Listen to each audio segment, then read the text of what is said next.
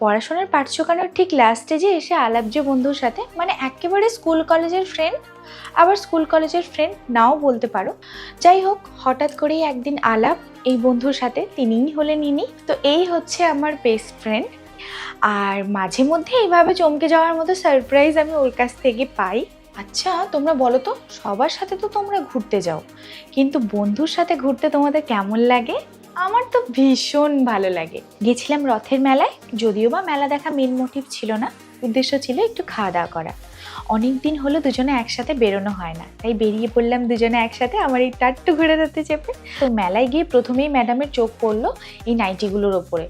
ওর পছন্দ হলেও আমার তো একদম পছন্দ হয়নি, তাই ও আমাকে জিজ্ঞেস করলো, কিরে নাইটিটা কেমন লাগছে, ভালো লাগছে? দূর, আমার তো একদম ভালো লাগছে না, তুই নিবি নে তোর পছন্দ থাকলে। তুই যখন না বলছিস তাহলে থাক, ছেড়ে দিস।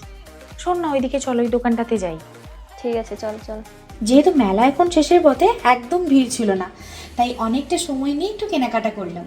দেখ এই মিনি হ্যান্ড ফ্যানগুলো কি সুন্দর লাগছে না? সবাই দেখি আজকাল হাতে নিয়ে ঘোরে, আমার নেই। এইগুলো একটা নেব। হ্যাঁ দাঁড়া, প্রথমে স্পিডটা চেক করি। খুব স্পিড তো, ভালো। আচ্ছা দাঁড়া, আরেকটা দেখি। দুটো নিবি? না তুই বল কোনটা নেব। এইটা, এই ফ্যানটা কিন্তু আগেরটার থেকে আরো বেশি ভালো লাগছে। ঠিক আছে, তাহলে এটা দুটো নিয়ে নে, তোর একটা আমার একটা। ঠিক আছে, এবার তুই বল তুই কোন কালারটা নিবি। আচ্ছা আমি চুজ করে দিচ্ছি, তুই এই পিঙ্ক কালারটা নে। ওকে, ঠিক আছে। ফ্যানটা নেওয়ার পর একটু বার্গেনিং করলাম, কারণ বুঝতেই তো পারছো আমরা একটু গরিব লোক। দাঁড়া, পেমেন্ট করি। ইয়াহু, বন্ধুর টাকাতে গিফট পেয়ে গেলাম। দেখি এবার ওর টাকা দিয়ে কি কিনতে পারি। তুই কিনে দিলি তো? দেখ দেখ দেখ, এই চুড়িগুলো ভালো লাগছে না? দূর, এগুলো ভালো লাগছে না। তাহলে চলো ওই গলার সেটগুলো দেখি, ওইগুলো তো ভালো লাগছে। না ওগুলো নিতে হবে না। আচ্ছা তাহলে এই ক্লিপ। ঠিক আছে, দুজনে দুটো ক্লিপ নিই তাহলে। দেখ না, এই আর্টিফিশিয়াল ফ্লাওয়ার্সগুলো ভালো লাগছে। না এগুলো নিতে হবে না, চল। গাধা একটা। যা বাবা, আমার কথা আমাকেই ঘুরে বলে। চল আচার কিনি।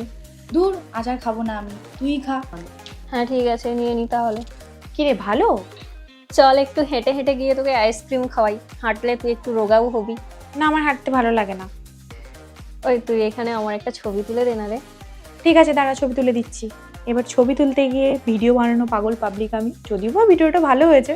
কি রে, কি করলি? বললাম না একটা ছবি তুলে দিতে। দেখ না, ভালো তো ভিডিও বানিয়ে দিলাম। উদ্ধার করেছো আমাকে। ঠিক আছে তাহলে চল, এবার আমাকে একটা আইসক্রিম খাওয়া। মানে তোমরাই দেখো আমার ফ্রেন্ড আমাকে কত ভালোবাসে। একটা আইসক্রিম খাওয়ানোর জন্য প্রায় 10 থেকে 15 মিনিট আমায় হাঁটালো। তোমাদের সাথেও কি কেউ এরকম করেছে? অবশ্যই তোমরা কমেন্ট করে জানাও। ওই তো একটা আইসক্রিমের দোকান। চল চল চল চল চল চল, তুই তোর পছন্দ মতো নে। তুই কি নিবি রে? আইসক্রিম খাবো না আমি, কোল্ড ড্রিঙ্ক খাবো। তুই যে বললি আইসক্রিম খাবি। এখন বলছি কোল্ড ড্রিঙ্ক খাবো। মানে অসভ্য একটা।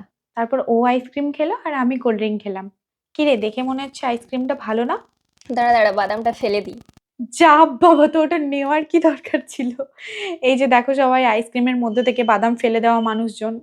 তুই তোর ফাজলামো মারা বন্ধ কর, চল রেস্টুরেন্টে ভালো কিছু খেয়ে আসি। দাঁড়া দাঁড়া, আইসক্রিম খাওয়ানোর জন্য 15 মিনিট হাঁটালি, এবার ভালো কিছু খাওয়ানোর জন্য আর কতটা হাঁটাবি? আবার সেই শুরু। আরে আবার কি করলাম?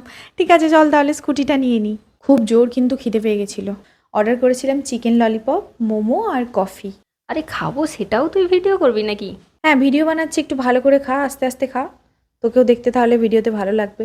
অফিস ললিপপের যা দাম ছিল তা দিয়ে একটা ভালো ড্রেস কেনা হয়ে যেত। হ্যাঁ, আর তুই সেই ফাঁকে মোমো স্যুপটা সব একাই শেষ করে দে। এই যে কফি চলে এসেছে। আরে এখানে তো এসি চলছে, তাও তোর ফ্যানটা লাগবে?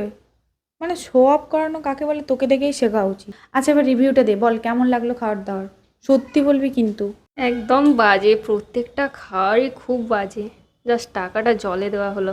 মানে হ্যাঁ সত্যিই তাই, বহুদিন পরে একটা বাজে খাবারের রেস্টুরেন্টে আমরা গেছিলাম। আমি নিজেও ভাবতে পারিনি যে এরকম খাবার দাবার হবে। রেস্টুরেন্টের ভেতরটা কিন্তু খুব সুন্দর ছিল, ছোটখাটো রেস্টুরেন্ট বলে কথা, কিন্তু খাবারের কোয়ালিটি একদম বাজে ছিল। যদিও বা আগে আমরা এখানে খাওয়া দাওয়া করেছি, কিন্তু সেদিনকার এক্সপিরিয়েন্স আমাদের খুব খারাপ ছিল। মানে সব বাসি খাবার দাবার আমাদেরকে সার্ভ করেছিল, যেটা একদম জঘন্য, খাওয়ার উপযুক্ত ছিল না। কিন্তু বন্ধুরা, টাকা দিয়ে যেহেতু কফি কিনেছি, তাই যেমনই হোক না কেন নষ্ট তো আর করতে পারি না। সে জলের বদলে দুধ, মানে গিয়ে দুধের বদলে জল দিক না কেন, নামটা তো কফি তাই না, তাই খেয়েই নি। बड़ा हरामी हो बेटा। কি রে, আবার বিদ্যুৎ বেকারিতে কি করবি?